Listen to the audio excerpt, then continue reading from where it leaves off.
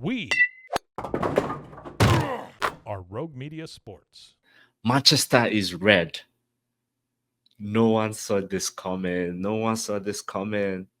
And people, I am livid. I am livid. We'll get into all that. This is Minor Football Fans Podcast. Let's go.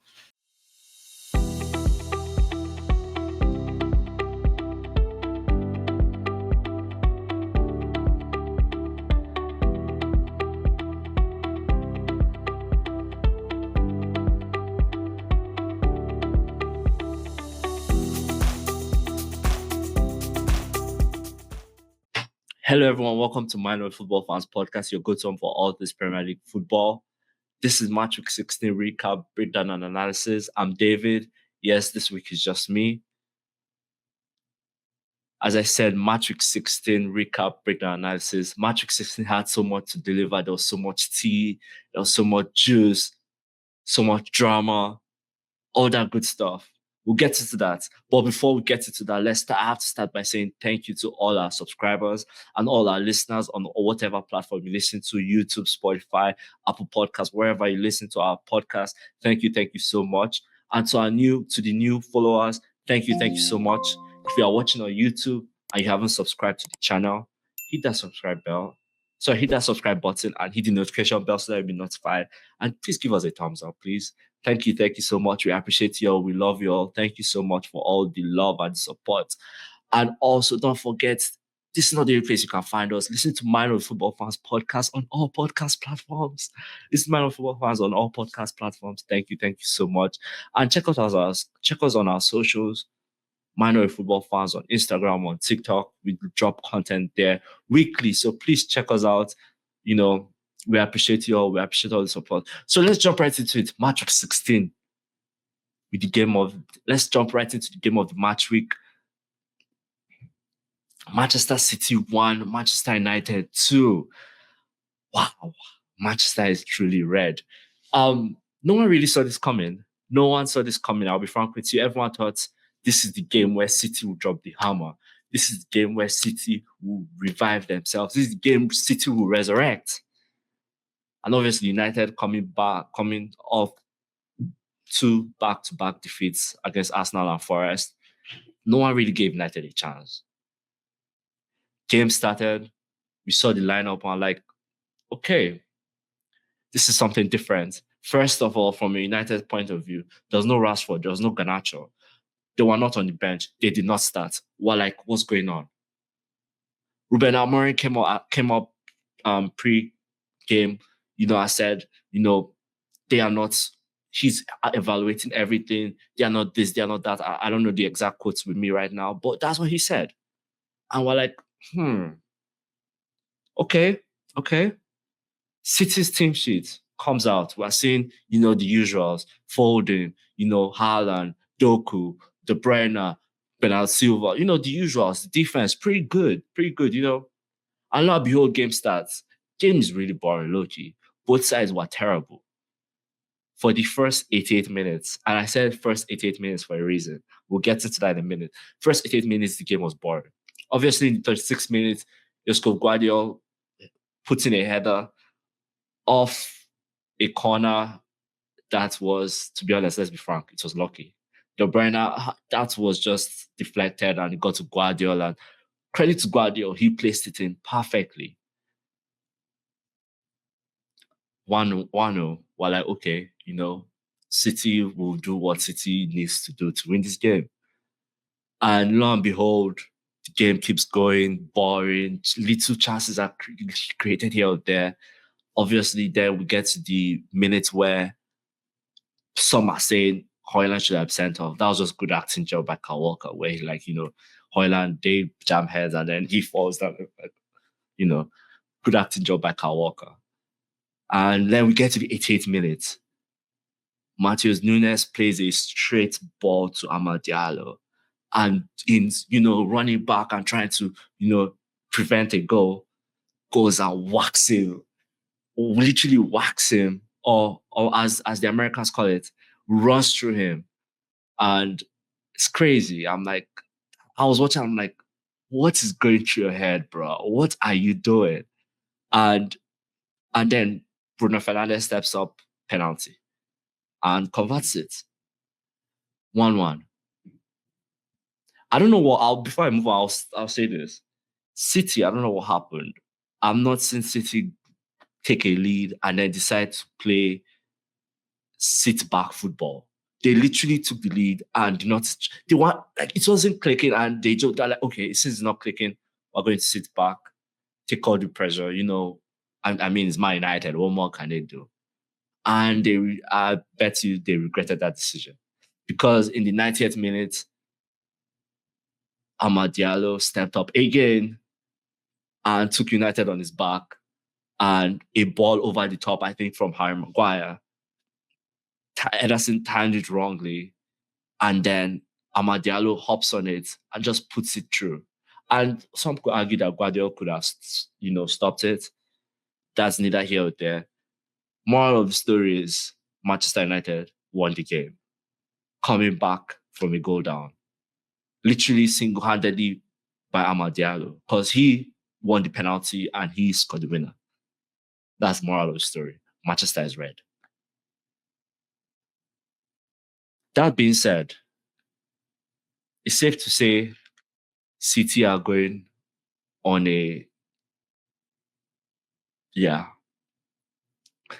I think it was last week I said City are not winning the league, and I stand by it. And I said I might be wrong. They can go on a 20-game win streak. Liverpool drop points here, Chelsea drop points there, Arsenal drop points another where. And then City got a 10-game win streak, and then they end up going first and, boo-hoo. But as of right now, with what I'm seeing from City and what I'm seeing from other teams like Arsenal and Arsenal and Chelsea and Liverpool, precisely Liverpool and Chelsea, City are not winning the league. From a United point of view, it's been shaky over the past few weeks. Lost to Arsenal through corner kicks, lost to Forest at home.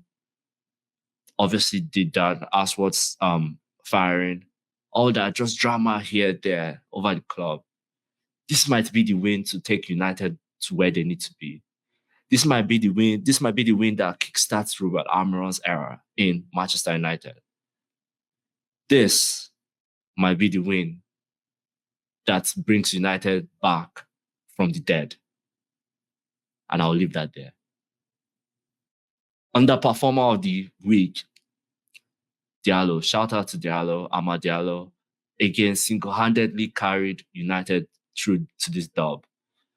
I saw a stat where United, under Ruben Almiron, Amad Diallo, 5 starts, 5 goal involvements. That's pretty good. Pretty good. Credit to him. And Ruben Almiron, if you guys remember, in this City's losing streak, Ruben Amorim, I'm sorry for butchering his name, Ruben Amorim beat City in Lisbon when he was in Sporting, came to England with Manchester United and beat him again. Beat him twice with 2 different teams in 40 days. That's crazy. That's crazy. Not everyone can say that. Not everyone can. Maybe, Spurs. Spurs are the only guys that can beat City twice and then, But credit to Manchester United. This might be their resurrection. This might be the resurrection of the Manchester United many of United fans grew up watching under Sir Alex Ferguson. I don't know. Let's see. Moving on. Liverpool 2, Fulham 2. This was a classic. A classic.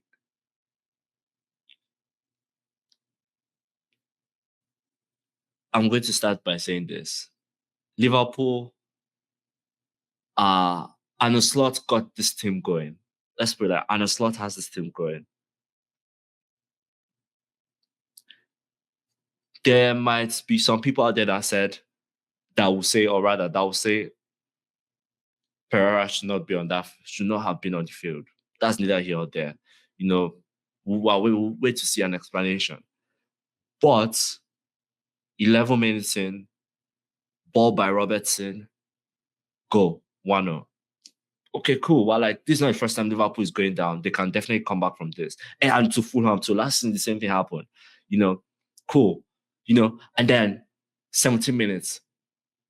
I can't remember. I think it's Harry Wilson that was clear on goal. And Robertson pulls him down. Red card. Liverpool down to 10 men. Right after halftime, Salah does Salates, plays a beautiful ball for Cody Gakpo. And it's 1-1. And we're like, okay, let's see. Then the momentum shifts. Liverpool have all the momentum. No, they're going, trying to find a way, trying to slot changes things here and there. Goes to a back three, moves Ryan Gravenberch to the back. Right? Liverpool are pushing. Liverpool literally have control of this game. And then Rodrigo Muniz comes on and then scores 2-1. And we're like, is this it? Is this it? And then Jota comes on. And a pass through the middle. He fakes the defender, goes one way. And then he's wide on goal. He's true on goal and he places it in. This Liverpool team are a different breed. This Liverpool team, Slot has them different. And not to knock Klopp on what Klopp did. Klopp is a legend, forever will be a legend. But what Arne Slot has these boys playing is mind-boggling. Any team, I'm telling you, any team against Fulham, any team, I'm betting any team with a man down against Fulham would have decided to, sit on the 1-1, kind of just try to escape. But Liverpool kept pushing and going and going. Shout out to Mo Salah for hitting 100 assists in his career, or in the Liverpool career, I think in his Liverpool career. Shout out to Mo Salah. Another pound, shout out Robertson. Not the Robertson with the red card, but the Robertson in Fulham. Shout out to him. I think he was phenomenal. He provided the 2 goals. Anthony Robertson, shout out to him. He's a proper defender. Last week when Fulham played Arsenal, he locked up Saka. This week he locked up Salah. Salah could not do what Salah had to come back. Salah couldn't stay wide. Salah had to come to the middle, get the ball, and that's kind of how he created the goal for Cody Gakpo. He had to leave Robertson, come back into the middle, get the ball, and then cross it.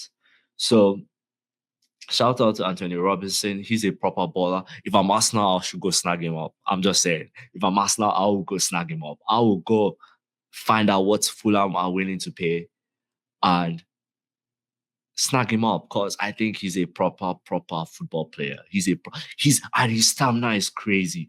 Bro can run back and forth from his own 18 to the opponent's 18, back and forth. Like, he's crazy. If I'm Arsenal, I'll go snag him up, considering the amount of injuries we have in that particular position. So again, I said this. Liverpool drop points here, Liverpool drop points there. And it's a different story, It is a different story. Arsenal 0, Everton 0. Or rather, Arsenal 0, Everton 0. Okay. Arsenal had 76% possession in this game. 13 shots, 5 on target. And they could not score a goal at home to Everton. That's a problem. That's what I'm livid about. That's why I'm livid. I'm pissed. Arsenal could not come up with a... I'm not going to read too deep into it. I am pissed. I am pissed that Odegaard had 2 good chances in the first half and could not score. I'm pissed that we're over-reliant on Saka. I'm pissed that Everton were that good. I'm pissed for a number of reasons. That's just like that. I'm pissed. This should have been 3 good points for us. 3 points. This is a team that they are good, but they are not that good. Like, credit to Everton out there. I said earlier, they will not get relegated. They will be okay. But still, they are still terrible. And Arsenal could not find a way. I'm pissed. I'm still pissed. My face might not show. I might be smiling and whatever. But I'm still pissed. This should have been 3 free points for Arsenal. I have nothing else to say. We'll leave it at that. Credit to Everton, though, stuck with a game plan in terms of defending wise, because I think the goal was just to stay in the game as long as possible, not to concede at any point in the game. And I feel if they had proper chance, they could have actually snagged all 3 points on this game. Like I remember 2 seasons ago where they did that at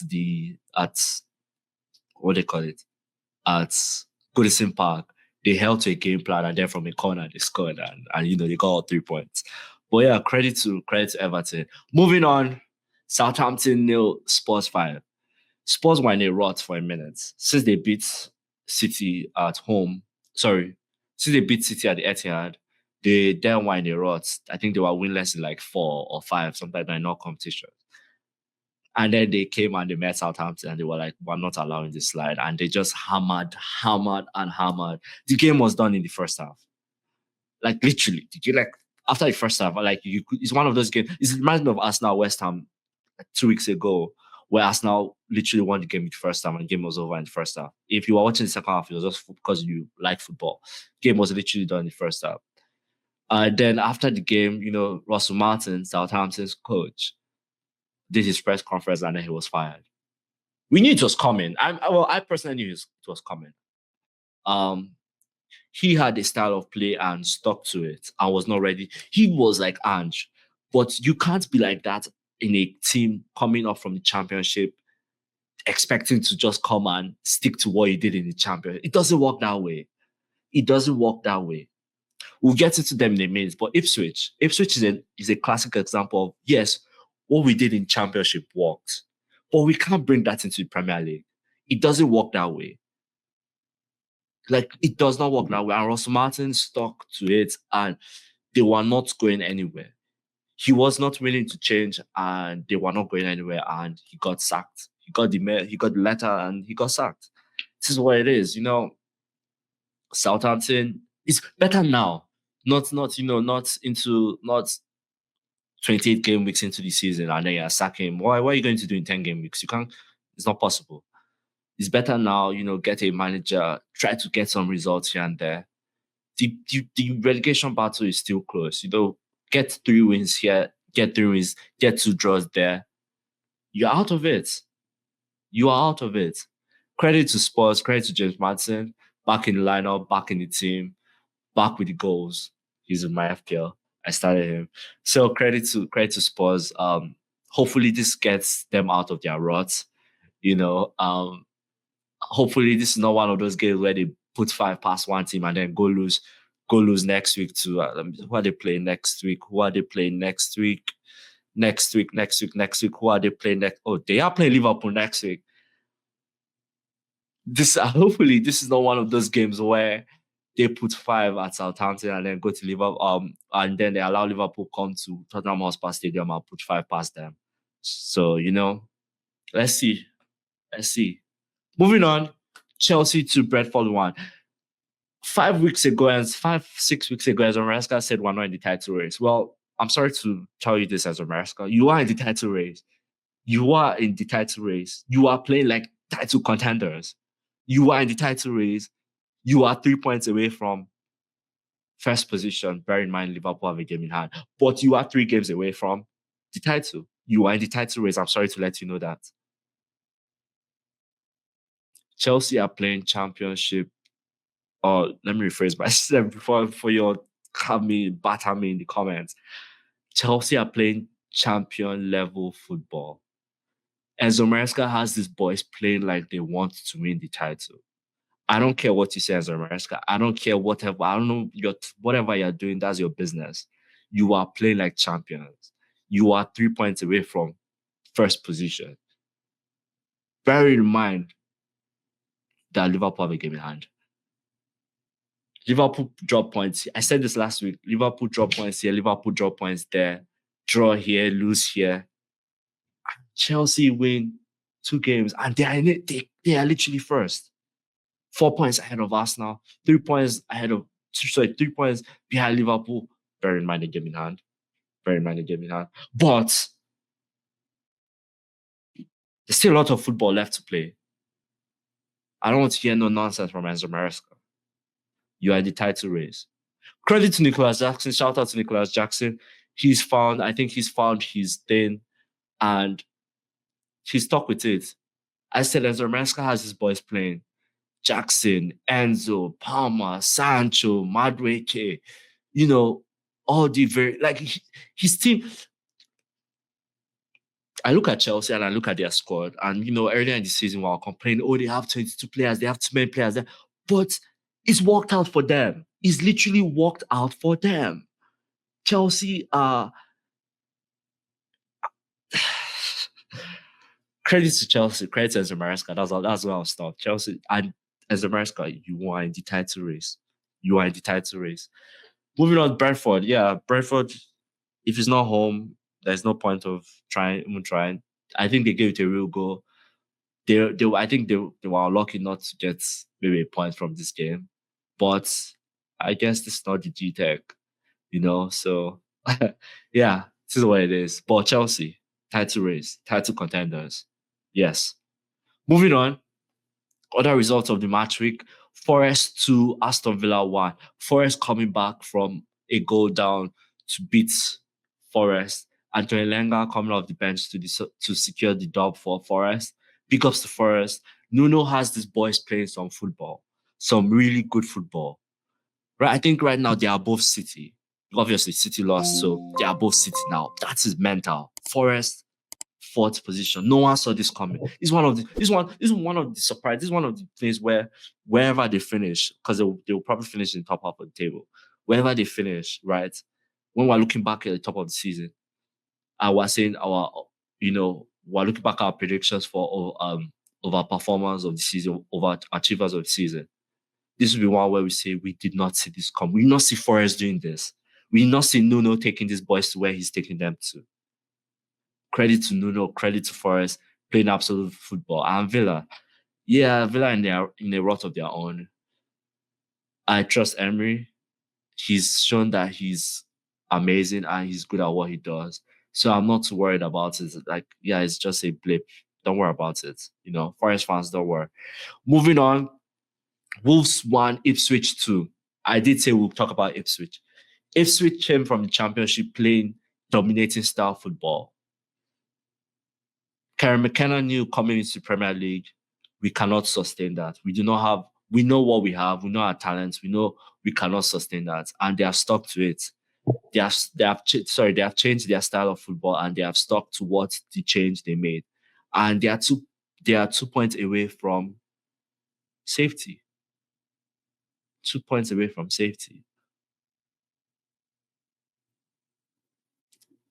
Ipswich is 6 points away from West Ham. West Ham lose 2 games. They win 2 games. Ipswich is literally 13th. That is crazy. So credit to Ipswich. I think credit to, as I said, I know Ipswich will not, I've been saying this and I'll keep saying it. Ipswich will not get relegated. And I'll stand by it until proven otherwise. Ipswich will not get relegated. So credit to Karen McKenna. Wolves, Gary O'Neill. So after this game, Wolves sacked Gary O'Neill. That's the big storyline from a Wolves point of view. I think there was a rumor out there saying that he had lost the locker room, and evidences point to that. Lot of fights. Even after this game, there was a fight at 8. Nori was scuffle. Lamina, their ex-captain, he was stripped of captaincy, obviously, because he got into the scuffle at the end of the game. So evidences did show that he had lost the locker room. I think this was coming. I think the players let him down. I think the club itself let him down. They sold some of their best players, obviously, as whatever, but they failed to reinvest it in new players, like how Brighton. We all know what Brighton does. They sell their players for big money, but then they always go and find crazy ass talent and they come in and but Wolves fail to do that, and I think they let Gary O'Neill down. I think he's a promising young manager, and any other team, he goes to any other team and he'll be good at what he does. I think he's really good. I'm a big fan of Gary O'Neill, big fan, and I'm disappointed that it didn't work out for Wolves. Sorry, it didn't work out for him at Wolves, and wherever he goes next, I wish him the best of luck. Moving on, Newcastle 4, Leicester 0. I'm not even going to say too much on this. Newcastle are relentless. Leicester, I know Ruud van Nistelrooy. I'm a big fan of Ruud van Nistelrooy, but it's Leicester. They will not get relegated here now. They will not get relegated. But I think they still have a lot of defensive issues to fix. And he can't just fix it in, 2 weeks, 3 weeks, whatever. I think there's a long way for them to go defensively. And I trust Van Nistelrooy to get there, but in the meantime, they will go through ups and downs. Take it from me. Newcastle finally getting back in the W column, getting back in the win column. Good for them. Good result for them. I think they'll be okay. I'm not going to read too deep into it. Moving on to the last game, or rather, the last game that was played before this episode is dropped, because we still have one more game of the match week. Brighton 1, Crystal Palace 3. I had Crystal Palace on my overachievers of the season, and I might still stick to that. I will still stick to that, actually. I don't see them getting relegated. I think that was just a blip. I think they have found what they need to do to win games. Oliver Glasner, who always had a solution, would have always found a solution, and it looks like he has. Brighton, I think this is just a wake-up call for... I forget what his name is. Brighton's coach. I think this is a wake-up call for Brighton. I don't know. I'm still trying to remember it. That's crazy. But yeah, I think this was a wake-up call for Brighton. Crystal Palace, good win for them, good result for them. I think 2 points of safety. No, 4 points of safety. I think is good. Good. String some good results in, and what on a different thing for Crystal Palace. So big ups to Crystal Palace. Brighton, wake up. Wake up, Brighton. Wake up. Wake up. I have to actually get his name. I have to get his name now. Hotzler. That's his name. Hotzler. Yeah, so that was all I was banking on his name. Wake up call for Hotzler. Okay, let's hit some quick hitters before we round out of here. As I said, there's still one more game of the match week. That is between Bournemouth and West Ham. It's like, I don't know what is with this fixture list. They just love putting West Ham on Mondays. I don't know what it is. They just West Ham now, I think, if I remember correctly, have played like 3 games on a Monday. That's crazy. So I do have Bournemouth winning that one. I don't trust West Ham. I think West Ham are too overrated. And I think I did call them the underachievers of the season. I can't remember correctly my predictions. We'll get to that when we get to that. But I don't trust them. I don't trust Julian Lopetegui. It is what it is. I'm happy that Mikel Antonio is okay. I'm happy that he's recovered. He's recovering well. So I love that. Credit to him. Credit to the team for their support. So this is what it is. Quick hitters before we get out of here. Actually, we just have one quick hitter this week, and that is the La Liga title race. The La Liga title race. As of, I'll say 5 weeks ago, or right before the international break, Barcelona had a 8-point lead on Real Madrid, who was in second, or 6-point lead. I don't know the exact numbers. But Barcelona found a way to drop points here, drop points there, got a couple of draws, then a loss, a couple of losses here, a couple of losses there. And now the difference between Barcelona, Real Madrid, and also in that process, while Barcelona was finding ways to drop points, Real Madrid were also finding ways not to get those points. That led room for Atletico Madrid to swoop in and now are second in the table. I think yes, they are second in the table, equal on points, just behind Barcelona on goal difference. Barcelona is ahead of Real Madrid by 1 point, Atletico being ahead of Real Madrid 1 point. But that's an interesting title race. We have title races everywhere. In the Premier League, we have title race. La Liga, we have title race. In Syria, we have title race. Really, obviously. And then Bayern lost this weekend to close the gap between them and I think Bayer Leverkusen to 4 points. That is a good title race to follow. The only league we don't have a title race is freaking French league, and obviously PSG has that league locked in, so it is what it is. But yeah, that brings us to the end of another episode. Match week 16 recap, breakdown, and analysis. As I said, there's still one more game to go. I have Bournemouth winning that game because I do not trust West Ham. We will be back after match week 17 that has the big game of the match week. Spurs pay host to Liverpool. That could potentially be a title. That's mental. I'm crazy to say that, but that could potentially change the way the title is looking. The title race is looking. Liverpool lose that, Chelsea win it. It will just be 4 points. Bearing in mind, Liverpool still have a game in hand.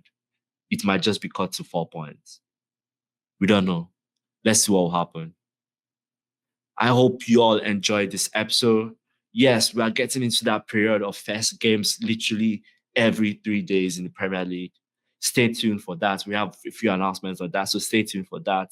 But I hope you all enjoyed this episode. Don't forget, if you're new to the channel, please hit that subscribe button and hit the notification bell so that you're notified. And don't forget to give us a thumbs up, please. Give us a thumbs up. We love you guys. We appreciate you guys. Don't forget, this is not the only place you can find Mind on Football Fans Podcast. Check us out on all podcast platforms. Check us out. Check out our socials. We love you guys. We appreciate you guys. Thank you. Thank you so much. I hope you all have an amazing week. I'm out. Bye. We are Rogue Media Sports.